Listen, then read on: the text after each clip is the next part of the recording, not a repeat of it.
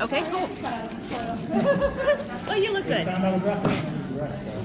Yeah, Karen's line. Okay, so it's 3 o'clock and it's the Buffy Con, and oh my god, look, lots and lots of people are here. Okay,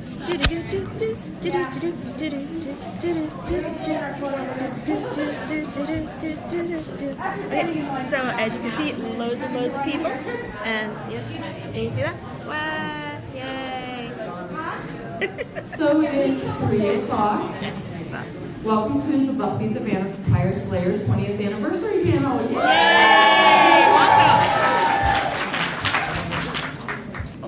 I'm going to start us off. My name is Angela, and I've been a Buffy the Vampire Slayer since Buffy the Vampire Slayer fan. I wish I was a Vampire Slayer. I've been a fan since probably 2000. I'm older than I look, by the way, but since probably 2000. Yeah, so about the 4th season. Yeah. And my name is Victoria. I've been a Buffy Slam fan for a really, really long time. I'm just your overall geek nerd, and when I saw, oh wow, Vampire Slayers, this is going to be interesting, and just sort of got hooked.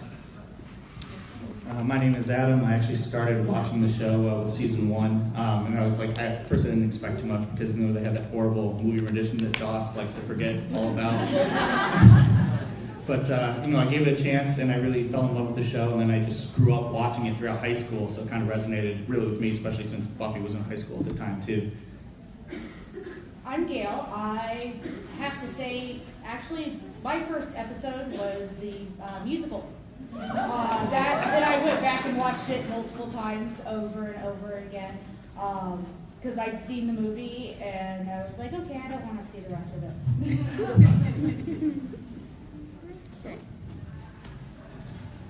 So the question is, why does Buffy still matter? Why is it still so popular after all these years, after it's been off the air? What do you guys think? Why is it still so popular, do you think? I always felt that Buffy will always matter because everyone has to go to high school, and in high school people are worried about fitting in, and they have their particular groups, and every generation has their little cliques, and so everyone can feel what the characters are going through in terms of friendships, in terms of relationships with teachers, and quite honestly, high school is hell. It's like, I'm pretty sure everyone can say that their high school is on a hell mouth. So I think as long as they'll have teachers in high schools, you're going to have people interested in Buffy and what she has to say. Definitely. I mean, Joss was very clever with that allegory, literally placing the school on a hellmouth. Everything from a teenage boy turning into a werewolf, as a metaphor for puberty. So it's just something that they always did with the show, and it's why it just has lasted so long, and not to mention all the other shows it has inspired, which we'll get into a little bit later. Yeah, and it's still relevant. It's still relevant, no matter how old you are or how young you are. It stays relevant. There's always, oh yeah, I went through that exact same thing in high school. Yeah, I know somebody who did that. Yeah, I mean, you see all of your people in it. Mm-hmm. Definitely for me, it's one of those shows that I can rewatch over and over again. At least twice a year I will rewatch it from the beginning to the end. It's just, I fell in love with it the first time and just going to be watching it 2 times a year. The only other show I think I probably do that with is Supernatural. Yeah! Woo! Supernatural fans out there? Yeah! Woo! Who came to Supernatural fandom as well? Yay! Yay! Another reason it's still important is if you look at the time period Buffy came out, there really was a huge lack of the strong female heroine in both television and in film. And Buffy sort of broke the glass ceiling in that regard and paved the way for all these things to come, like Hunger Games and things of that nature. They wouldn't exist without Buffy. Yeah, I mean, what little girl doesn't need a strong female to look up to and see? I mean... Also, good role model for boys. Yes. Boys too. Yeah. Xander's still my favorite character, no matter what anybody says. Yeah, he does. He's not perfect. We're going to talk about that. But yeah, Every male character's butt heads at one time or another on the show. So, why do we still love it? Kind of similar to what we talked about before. We're going to open it up to audience. Why do you still love it? Jane hat. Brooke? Oh, no.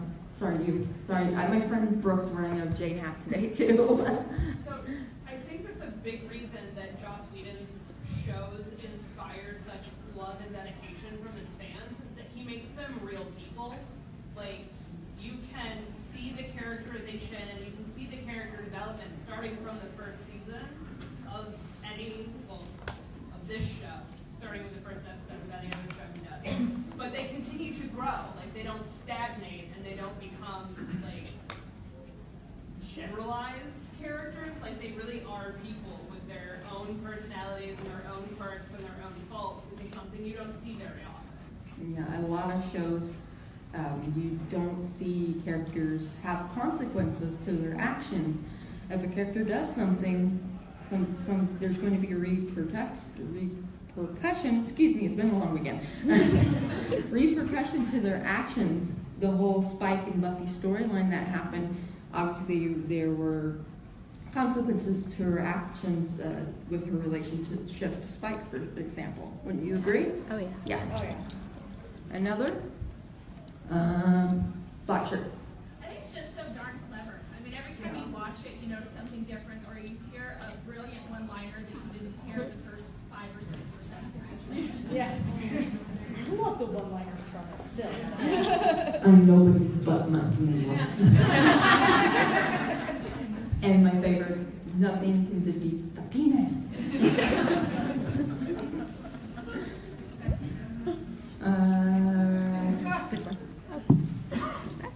The gentleman in the back with the hat.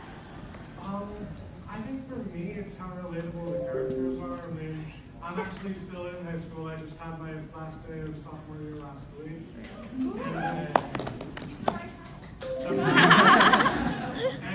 I think you take any Buffy character, and somehow, for me as a high schooler, I can see a bit of myself in them.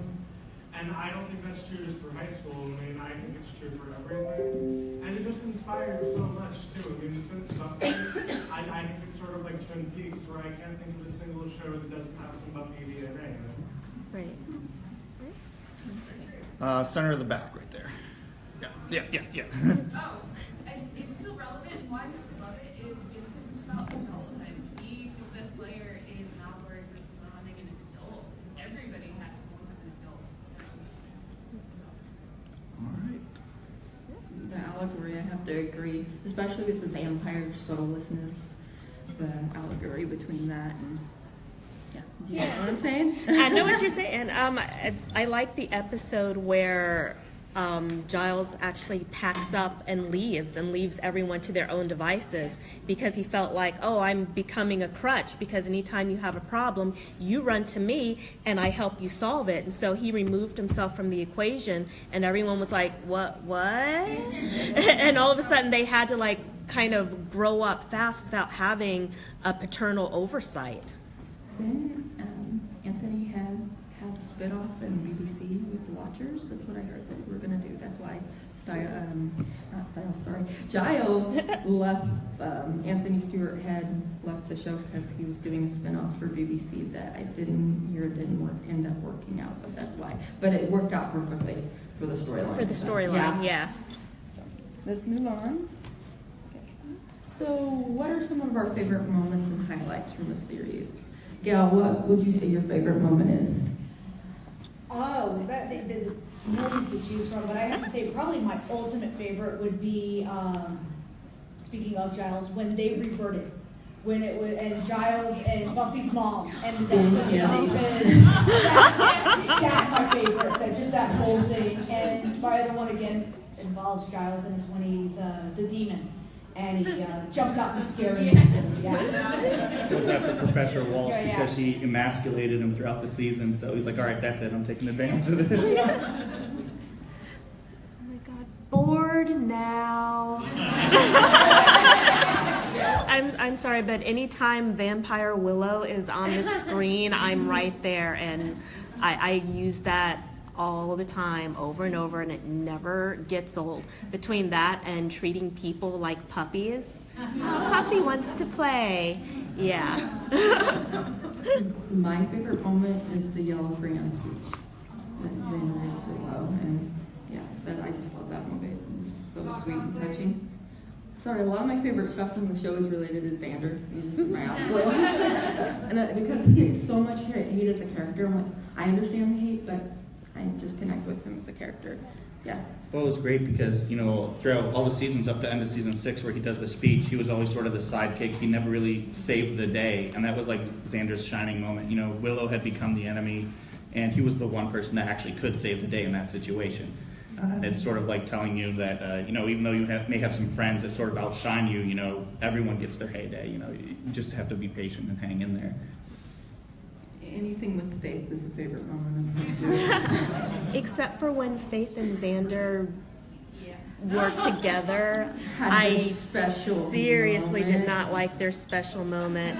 And it kind of made me not like Faith because, in my opinion, she was just using Xander and just used him and threw him away. And it's like, you can't treat Xander like that. Yeah. You know, he's my best friend. You can't do that. So I had a very big distaste for Faith for quite a while after that.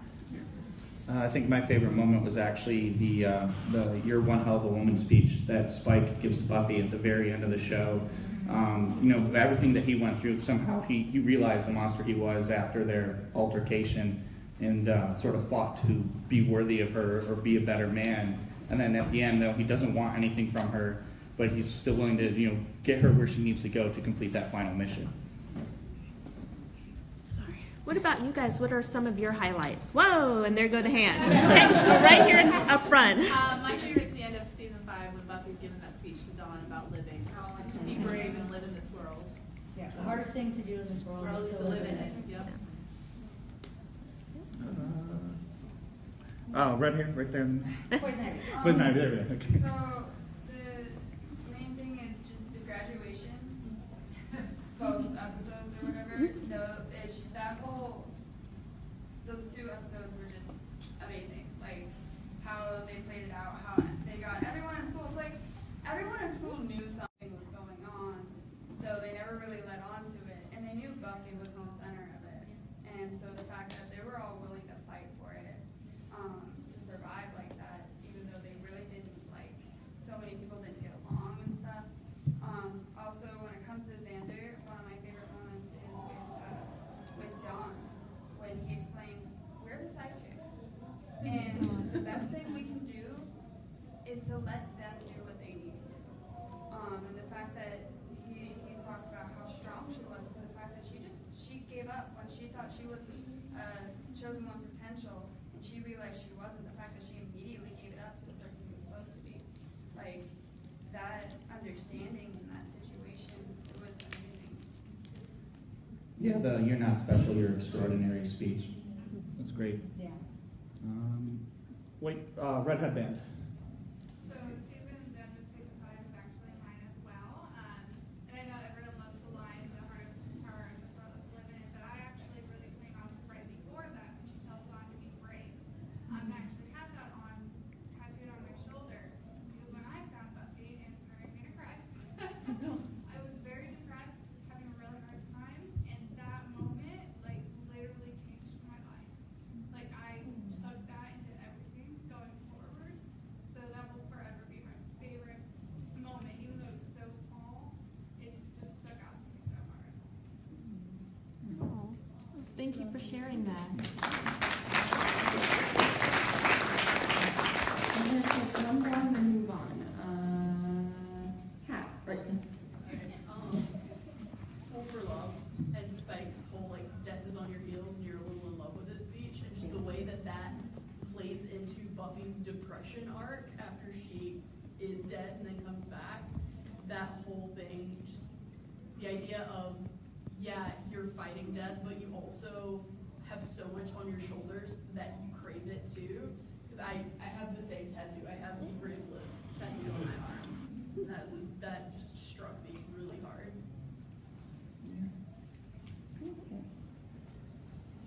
So we're gonna Buffy musical, we're gonna do, if you wanna sing, feel like singing along. If you don't have to. I don't really watch it and not. Facebook Live. Okay. So, 1 second. So yeah, everybody now is going Facebook Live. So people who are not here, our family and friends, can see us sing. So give a huge shout out to people in New Jersey and Germany and Korea. Yeah, I said Jersey. What? Somebody have something they want to say? Oh, well, here we go now. Say hi to my Facebook followers. Bye. Oops, 1 second. I don't have the thing plugged in. I'm sorry. That makes Technical difficulties. It happens. Sorry, my computer's 1 second. You did that? I know, right? It's like we're in Inception right now, yeah. It just sent me a Facebook moment notice that you're in live too. Oh. Yeah. I got the notification. I have a theory, somebody's dreaming, and we're all so excited for me, brother, and I have a theory, we should work this out. It's getting eerie, what's this cheery singing all about?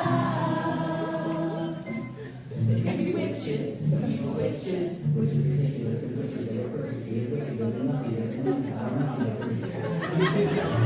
theory, it could be bunnies.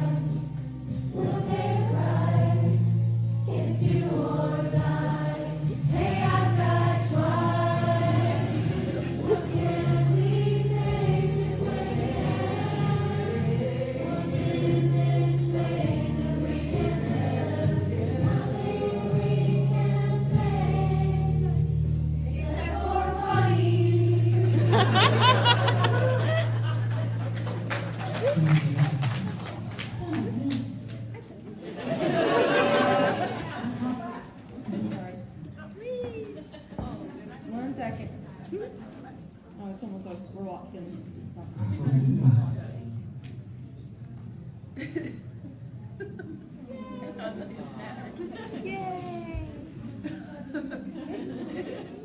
Feels. The feels. What's more with feeling? Characters. So, favorite characters. Obviously, everybody knows my love is Xander. Adam, who's your favorite character? It's gonna be Spike again. I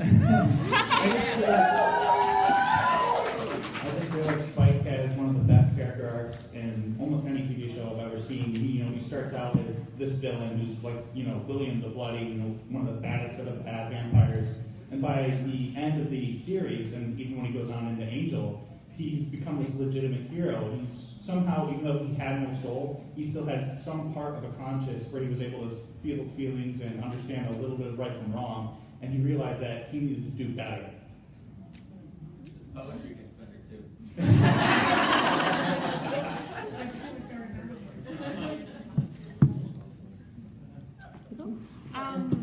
my favorite character is Anya. Yes, thank you. And a lot of it is because Anya says the things that we're all thinking. And she was a demon for thousands of years, so she became new to this whole human thing. She has no filter. She has zero filter, and there are days when I have no filter, and it's like, wow, I'm totally pulling an Anya right now. Because it's nice to have a TV show look through the lens of human development and things that we do as a society and actually ask, well, why are we doing that? Why does it have to be this way? You know, why can't we do this? Well, why can't we say this? And Anya was that for me, so love to the demon. Ex-demon. Yeah, obviously Xander, Andrew, I like Andrew as a character. I'm just drawn to like the geeky characters, no matter what show.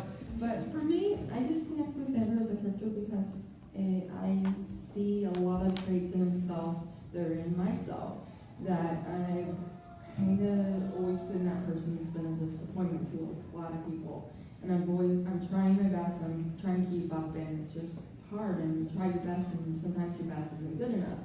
And people always put you down. And you have the great thing about Buffy and Willow's friendship is they're building him up, and he's the heart of that group. I would say he's the heart, definitely the heart. That's why, audience? Yeah. Well, Yeah. Go ahead. Giles. Giles is mine. Mainly because I've always been kind of the mother figure of every group I've been in, and Giles is the ultimate parent, mother figure.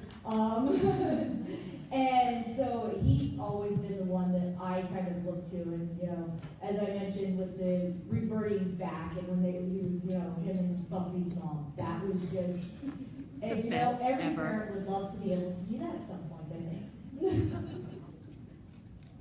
So, sorry about that, y'all. Do you want to say your favorite character? Who's your character? Here. Who's yours?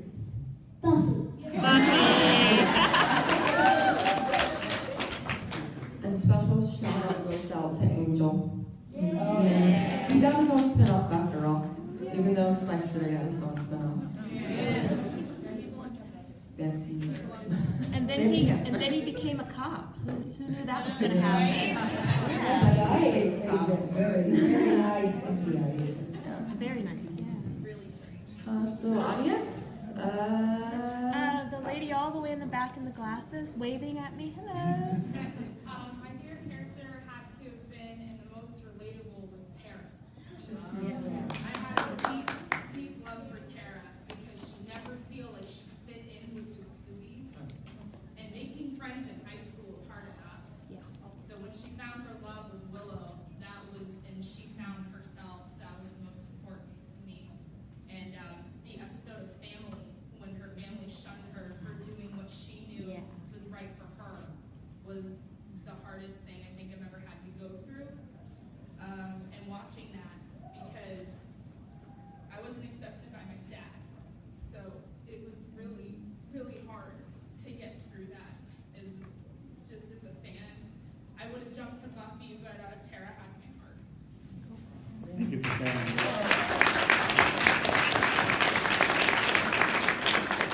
Anybody else? Gryffindor shirt. So, even though she's not my favorite, but I think as far as character development goes, Cordelia from Buffy to Angel has got to be the best. Because she goes from being that typical girl we all hated in high school and kind of wished that she'd get shoved in a locker, to being like, she grew up. You know, she went to accepting the Scoobies and being part, kinda, of the Scoobies and loving the Scoobies and fighting with them and then realizing, I gotta get away from you, start my own thing. And she became part of Angel and she became one of the heroes on Angel and she worked so hard and just became this good, concrete character, an adult. And it was just kind of like, that's what you hope for all of those shitty people you knew in high school. And they just grew up and actually became a significant portion of our society instead of continuing to be a shitty person. I have my own opinions about Cordelia and Angel, by the way. I do not ship them. I don't know. Angel is a whole different We could go on forever about Angel, but that's a different panel. Hopefully. Okay. So episodes. Yes.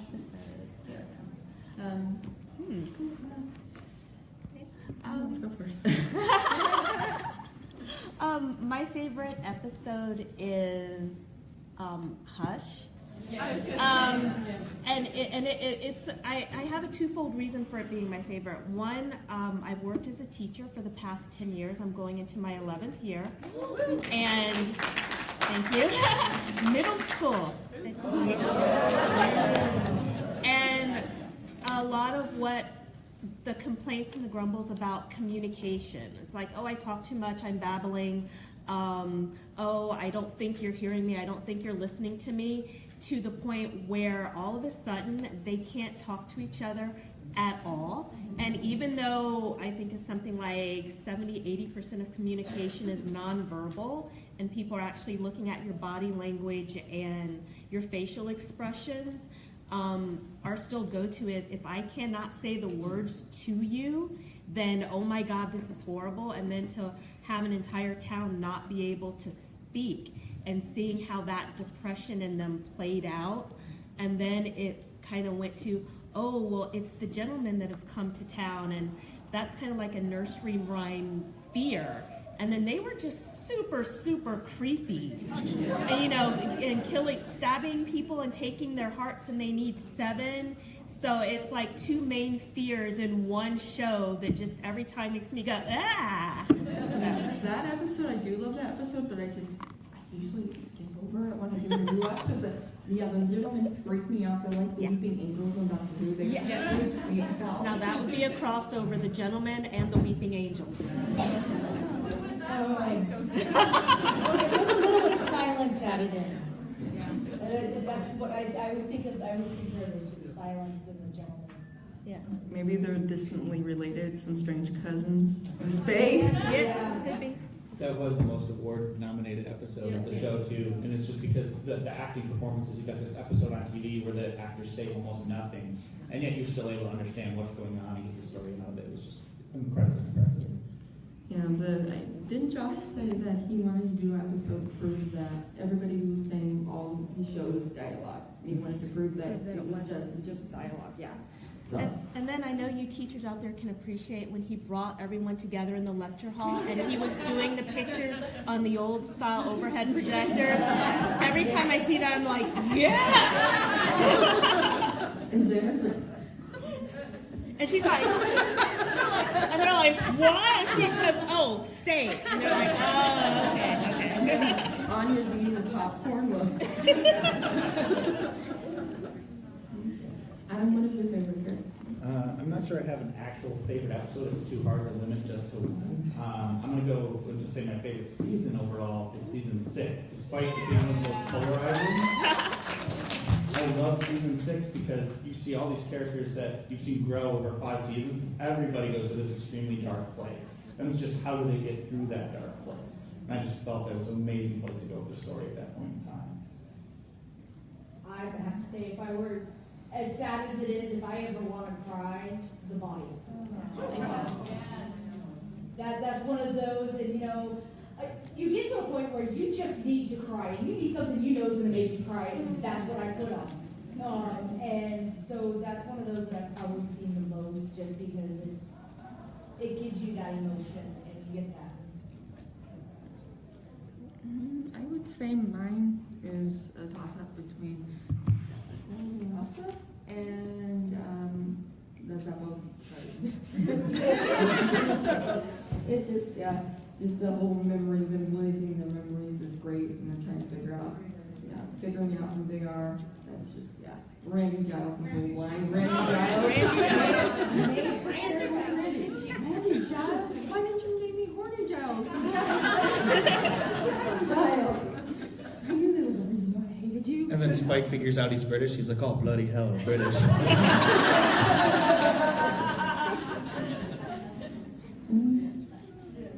So, anybody in the audience want to speak about this episode? Okay, back here you're like, yes! Once More with Feeling is one of the greatest things to ever air on TV. I think we all intentionally avoided that one because that's a given, I think.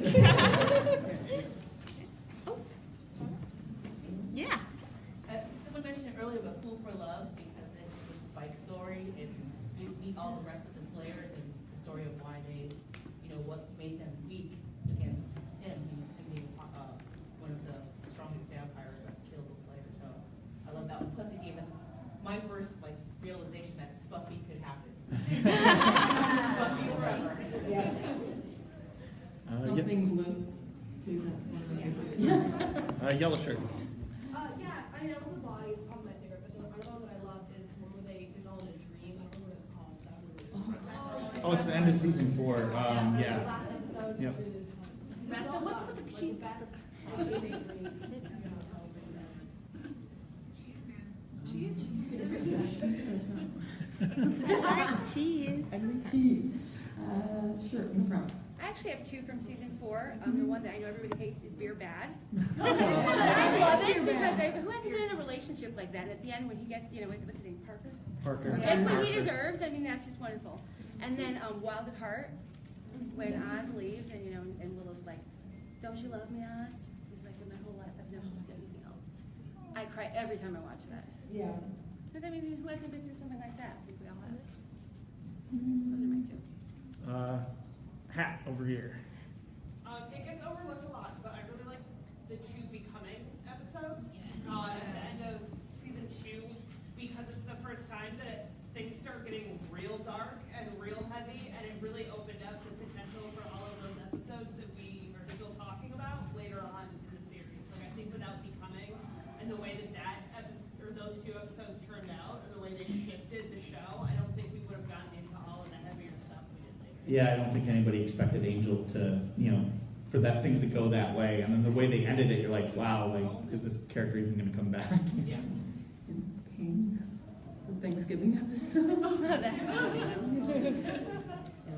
Black Tank. One more, yeah. I like Prom, actually, because, we can all relate to every character in there, something going through high school and everything, and it's just that moment when, they get up on stage and they're making a speech about Buffy and, the class protector, and they were saying, everybody knew something was going on in this school, but they didn't want to talk about it, and, everybody goes through high school, they just want to be accepted, so that moment that they just said, we don't know who you are, you don't know who we are, but we know what you've done for us, so I liked that. And then Angel coming back.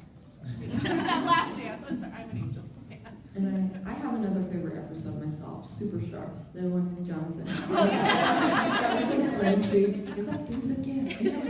Jonathan's swimsuit. Shirt right there. Yeah. I guess in the first season, the first show that made me really like Buffy was the episode Angel, because I felt that it actually really fleshed out the show for me. It was before that it was just Monster of the Week, and then after that it was more of the the whole vampire lore and all like that got woven into the show more, I thought. So, and also I'm a huge Angel fan too. So. Time for one more. Back. The witch's hat. Yeah. Yeah.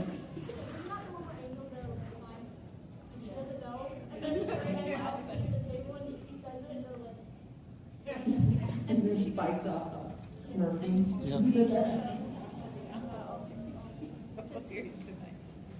Yeah, plus Angel was here. And then you just see the reaction of Buffy's face. And then they had the crossover. So we're going to move on to our section about big bags and big bags. Big bags, not big bags. Big bags of Buffy. And one of the things we noticed, death is one of the biggest bags of the series. It's always a recurring theme. Do you want to talk about that? Yeah, I went with a totally different take on big bads with death as the big bad, especially the death of Joyce and the death of Tara, because with Joyce, her death was natural. It was an aneurysm. It happens. There's no research you can do. There's nothing you can look up. There's no one to fight. It happens and it's done, and you have to deal with it. And the death of Tara, which it was a random gunshot. He was supposed to shoot someone else, and just that stray bullet, and you're just like, whoa, wait, what? And again, yeah, you can be angry about it, but there's really nothing you can do about it. So for me, those two were the most horrible monsters of the entire show. Just that thought of death, and death where you're not going to come back from. You're just dead. And then how do you deal with it? And how do the people around you deal with you dealing with it? On his speech is totally heartbroken. Yeah, I made a slide of that, and then I didn't save it. Technology. But yeah, see if I can find. Understand from her perspective. It's very childlike from her perspective, and I can appreciate that fact that in a lot of ways she is childlike and innocent, even though she was a demon that killed for thousands of years. So, our next one is just a general big bads discussion. Who would you say would be your favorite big bad? Big bags. Sorry. I liked Dory because she was so bad, but I loved how she was bad. And it's like, if I'm going to grow up and be a god and be a bad god, I want to grow up and be a bad god that likes taking bubble baths and drinking champagne and buying shoes and just having little fits about everything. So yeah, she was my favorite. Drusilla. I love Drusilla. It was just, it was again more of like the childlike bit of her, like, no, I'm going to go do this. I'm going to play with my dolls, and then I'm going to go kill you. You know? It's hard for me to pick just one. I like big bads, I cannot lie. Oh, the room chain, baby. I'm going to go with Derek Hinderstock, which was the almost Freddy Krueger-like villain from, I think it was season 2, where only little kids can see it, or humans that are on the verge of death, and it would prey on them in the hospital. And it was just one of the creepiest episodes I think they ever did of Buffy. The way how she almost she injected herself with that virus she's on death's door just to be able to see it so she can combat this thing. And the fact that these kids would do all these little cartoon, crayon drawings was just like super creepy. They're drawing this monster, but everyone thinks they're just like being kids, but there actually is this monster there. And that was just extremely well done in my book. It's a toss-up for me between Angelus and the mayor. There's two opposites. Angelus is freaking scary, psychotic, scary, and that's the point. I just enjoy him as a character. You can tell the difference between enjoying Angelus for sure. And the mayor, what is more scary than a guy that's so clean cut that, yeah, he's afraid of germ shit. He doesn't want, and he tells Faith to drink milk and cookies and eat cookies. Yeah, and strong bone and cow bone. It's weird that with the mayor, I think for Faith, the mayor was such a good father figure role because he took care of her like a proper father would take care of his daughter. It's just that they both had all these evil intentions for other people, but when he interacted with her, it was very paternal and very loving. Father knows best. Yeah. I love that relationship between them, the mini golf, mini golf. And Faith's just shaking her head like, and she laughs. And like, I think Faith never had that in her life. Right. Even her mother, yes. Did they ever say what happened to her mother on the show? No, I think they covered it in the comics, but not on the show. I never read the comics, so I've only read summaries of the comics because I was curious. But yeah. If you like reading, definitely check them out from Dark Horse. Very, very My nicely done. big bad would be Dark Halo. Yeah. I'm sorry, that was very hot, and of course the board now. Bored now. And we have to mention the first big bad, the master. The master. Yeah. Kool-Aid mouth. Fruit punch mouth. All right, audience. Yep. Brown shirt. Brown flag shirt. You were sorry, class. Okay. The gnarl demon from season 7 that would paralyze you and eat your flesh. That was the bone. Yeah, that was creepy. The purple. Harmony. She had minions. That slap fight was insane. Buffy's the best fight on the show. What girl doesn't want minions?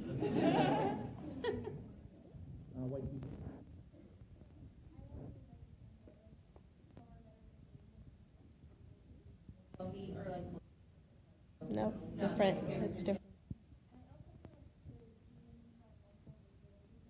Kind of something sweet, creepy about. I'm gonna.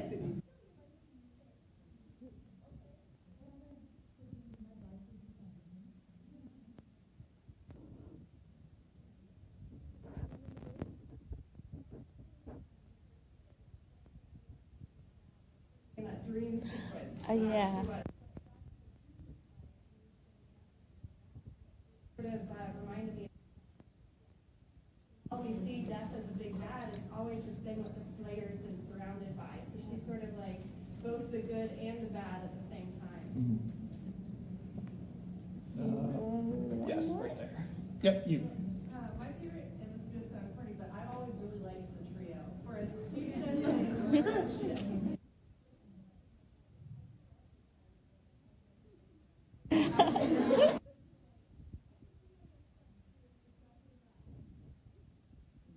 Just didn't like Warren as a character.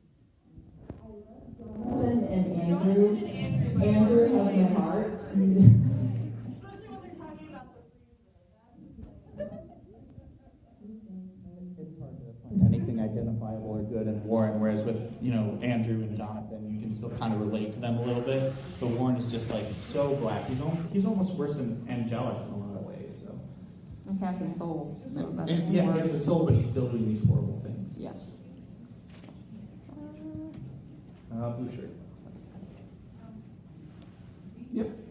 I thought like the early seasons, the evil vampire.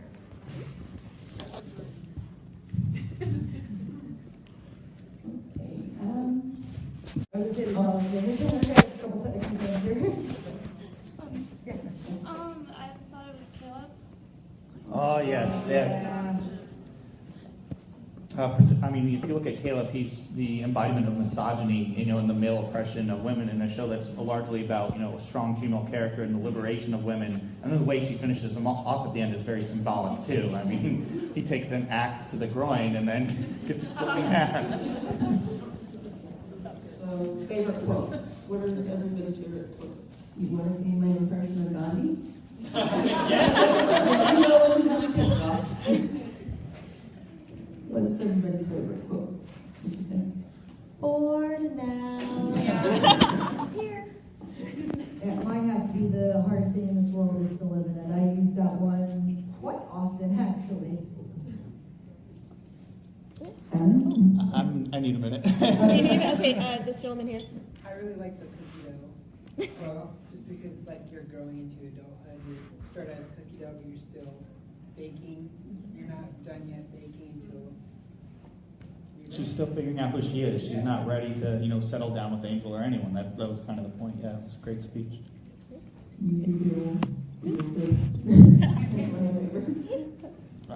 My favorite one is Anya's. Is it difficult or time consuming? The one in the yellow. I'd say my favorite quote is when after Buffy stabs Angel and she says that she kissed him, that she killed him. That line is a good one. Watch it right there. Yes, you. I was her left bike out for a walk.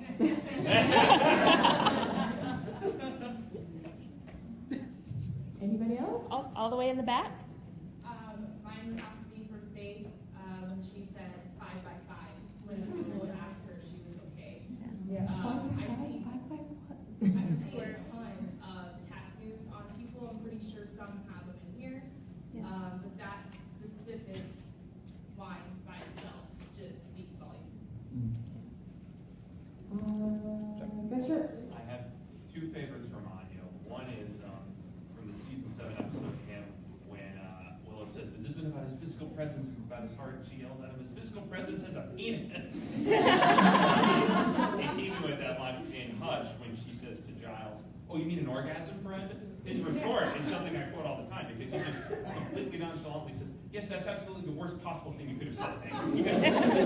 Actually, now that you guys brought up Anya, I think I know what my favorite quote is, and I can't actually quote it because because of some of the stuff it says, but it's the scene where she catches Andrew filming a video of himself in the bathroom.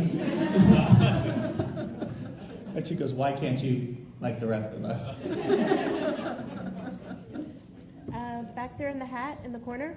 Oh, my favorite is the first episode of season 5, I think, when Spike saves Giles in the graveyard, and he's like, "You see your life pass before your eyes, cup of tea, almost got shot."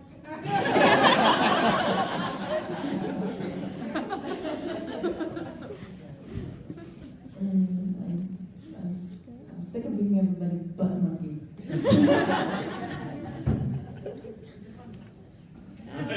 Wonder Woman, did you have your hand up?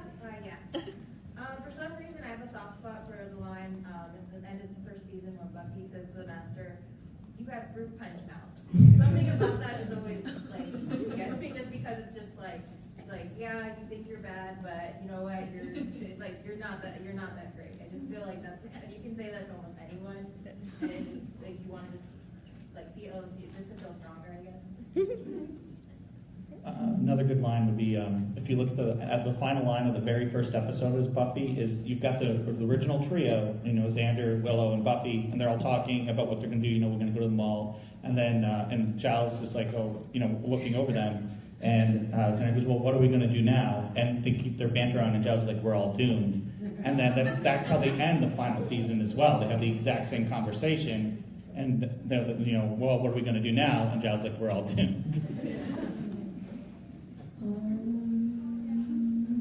Not sure. I'm in Attack of the Last where they still figuring out they're still don't have their memories and they're trying to figure out who they are and everything. And Willow says, "I think I'm kind of gay." A lot of foreshadowing there.